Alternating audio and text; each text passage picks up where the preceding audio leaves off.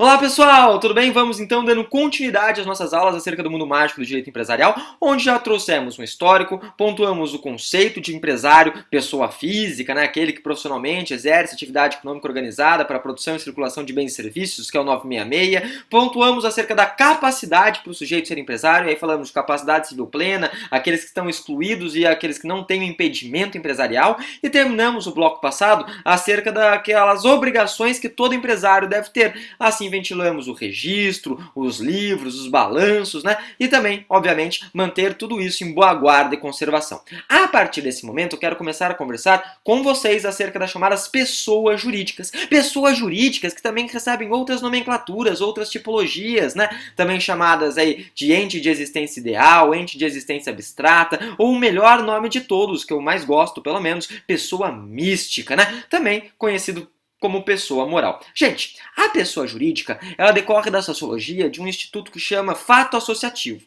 Em outras palavras, toda vez que a gente começa a estudar um livro de direito, e até mesmo o direito propriamente dito, sempre começa com aquela máxima, né? É um truísmo afirmar que o homem é um ser eminentemente social e gregário, razão pela qual ele se agrupando, surge assim e nasce o direito. É mais ou menos a mesma ideia da pessoa jurídica. Então, o que é uma pessoa jurídica? A pessoa jurídica, ela decorre de uma associação de pessoas. Em outras palavras, é um grupo humano. Então ela nasce dessa proposta de grupo humano. Só que é um grupo humano criado, instituído na forma da lei. E a gente vai entender isso. Então é um grupo humano constituído na forma da lei. E quando a gente realiza esse grupo humano na forma da lei, ela ganha uma personalidade jurídica própria. Em outras palavras, a pessoa jurídica, ela é uma pessoa diferente da pessoa física. Tudo bem?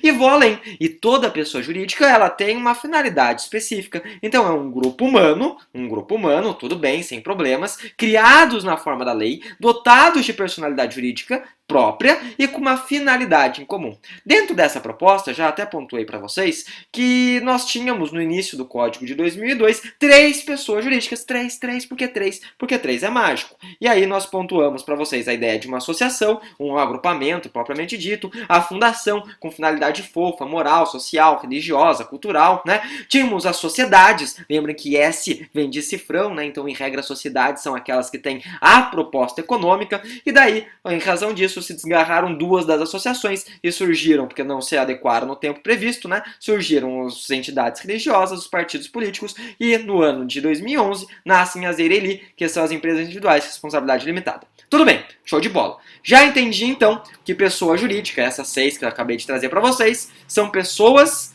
né, um grupo humano instituído na forma da lei. Por que eu falo instituído na forma da lei? E aí que tá. Então, pessoa jurídica, esse é o conceito, já demos o conceito para vocês. Qual que é a natureza jurídica? Gente, para a pessoa jurídica criar-se, ou seja, para ela surgir, ser concretizada, plasmada, nós precisamos do registro do seu ato constitutivo. Então, toda pessoa jurídica tem que registrar um ato constitutivo.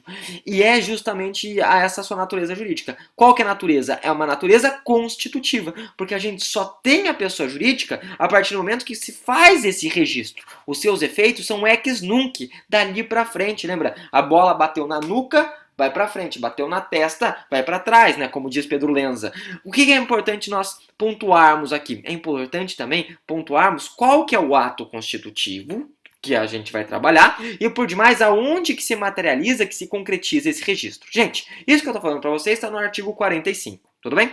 Vamos trabalhar com aquelas três principais: associações, o que mais? Sociedades e, derradeiramente, né, fundações. Quando eu falo de fundação e quando eu falo, por exemplo, de associação, o ato constitutivo é um estatuto. Esse estatuto ele é registrado aonde? No cartório de registro de pessoas jurídicas. Então, esse estatuto, para criar uma associação e uma fundação, vai ser realizado no cartório de registro de pessoas jurídicas, no CRPJ. Até aí, sem nenhum entrave. Agora, quando o assunto é pessoa jurídica de natureza empresarial, que é aquilo que nos interessa, ou seja, uma sociedade empresária, aquela que busca a bufunfa, né? Ela tem que realizar o seu registro aonde? Na junta comercial, conforme nós ventilamos na aula passada. Então, tem que realizar um registro do ato constitutivo na junta comercial. E qual que é o ato constitutivo? O ato constitutivo da sociedade não é o estatuto. O ato constitutivo da sociedade é um contrato social. Então, tem que materializar o registro do contrato social. Isso está no artigo 45. Lembrando, obviamente, que nada obsta que qualquer pessoa aí venha impugnar esse registro no prazo de 3 anos, né? 3 anos da Constituição, ou seja, do registro desse ato.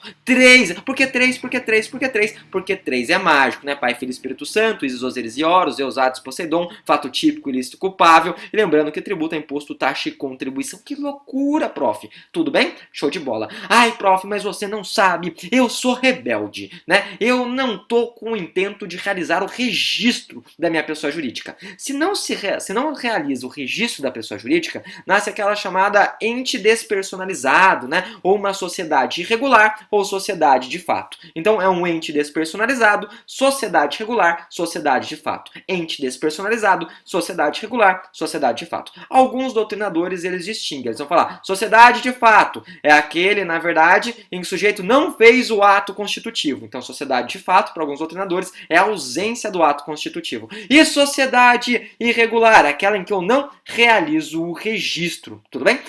Quem vai trabalhar esses entes despersonalizados é o próprio Código Civil. O Código Civil ele fala disso no artigo 986, né? O 986 do Código Civil vai falar tanto de sociedade em comum, como vai falar das chamadas sociedades em conta de participação. Lembrando, obviamente, que sociedade em comum e sociedade em conta de participação, então, são despersonalizadas. Só que a em conta de participação, ela vai ser despersonalizada mesmo com o registro, tudo bem? Esse é um detalhezinho. Então, a sociedade em conta de participação, mesmo com o registro, ela é despersonalizada. Bem, de qualquer forma, eu não realizei o registro. Quais são as minhas consequências? Quais são os efeitos que vão sopesar, que vão recair sobre mim? Bem, se eu não realizo o registro do ato constitutivo, nós temos no artigo 990 do Código Civil as consequências, né, as sanções que serão aí aplicadas. E a gente vai falar que são 3 sanções expressivas. Quais são essas sanções? Vai ter uma responsabilidade pessoal, ilimitada e solidária. Então é uma responsabilidade PIS, né, pessoal, ilimitada e solidária. Pessoal, ilimitada e solidária. Lembrando que a ideia, né, que a gente fala dentro dessa solidariedade, é que não teria o benefício de ordem desenhado, esculpido no artigo 1024 do Código Civil. Tudo bem? Tudo tranquilo aí? Show de bola! O que mais, prof, que você quer ventilar? Quero ventilar, então, a partir de agora, dada essa ideação para vocês, acerca do conceito de pessoa jurídica, acerca, por demais, né, do ato constitutivo, do registro do ato constitutivo, e até mesmo trazendo para vocês a natureza jurídica, eu quero falar das formas de sociedade. Então, próximo tópico aqui, sociedades. Sociedades. Mais uma vez me empolguei. Sociedades, tá? Terceiro tópico aqui dentro. Gente, quando eu falo de sociedade, é importante lembrar que o nosso Código Civil, ele vai ventilar, de certa forma, 7 formas de sociedade. Tudo bem? Ele vai falar, por exemplo, da sociedade limitada, bastante importante. Sociedade anônima, bastante importante, né? Sociedade em nome coletivo, bastante relevante. Vai falar, por exemplo, além dessas daí, nome coletivo, né, limitada, vai trazer as chamadas comanditas, que vão ser as comanditas, né, por ação e comandita simples. Só que 2 dessas 7, a gente vai trazer um asterisco. Quais são essas 2 das 7? São as próprias, né, chamadas de sociedade simples e a também chamada de cooperativa. Então, vamos ilustrar as 7. Vamos lá por ordem. Qual é a ordem? Em nome de participação, tudo bem? Limitada anônima, comandita simples, comandita por ações, por fim, simples, tá fora, tá vendo? Ó, tá em outro detalhe, outro dedo, né? Até porque ninguém tem 6 dedos, a não ser que tenha polidactilia. Mas vamos lá.